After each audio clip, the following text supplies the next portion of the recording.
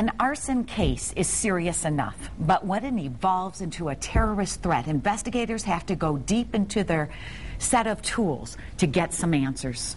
24-hour News 8's Joe LaFergie spoke with a retired FBI agent about the East Hills investigation, and he's live to give us an inside look at the kind of investigation that we're talking about. Joe?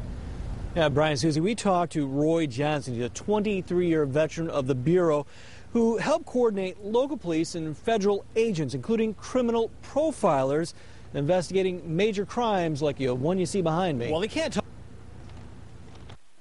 talk about the specifics of the Blodgett Street arson and the threatening letters that followed. I'm not privy to the information. I'm no longer a special agent of the FBI. Retired G-man turned private eye Roy Johnson has seen the same scenario unfold. A neighborhood first threatened by flames, then by physical violence.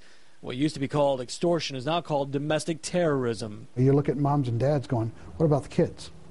Are we going to have somebody break into our home and abduct one of our children? Whoa, now we're really ramping up. Johnson says in a case like this, investigators are looking at the crime scene evidence, the burnt-out condo, but they're also trying to pull evidence from the letters sent to residents, like fingerprints. Sources close to the investigation confirm the case has been referred to the FBI's Behavioral Science Unit in Quantico, Virginia. And then the behavioral analysis would try to look at what the letter actually says and do a threat analysis. The likelihood of anybody acting out as to the contents of any threatening communication.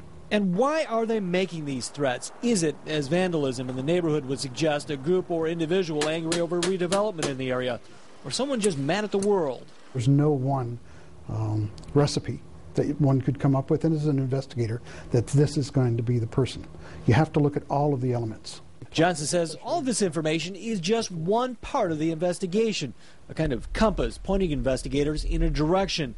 In the end, it'll be good old-fashioned police work that'll solve the case. And when it comes to these types of investigations, two or more are better than one. We're talking about suspects. The more suspects involved in the case, the better chances one will either talk too much, one might talk to the wrong people, or might just roll over on the others. We're live in Grand Rapids. Joe LaFergie, 24-hour News 8.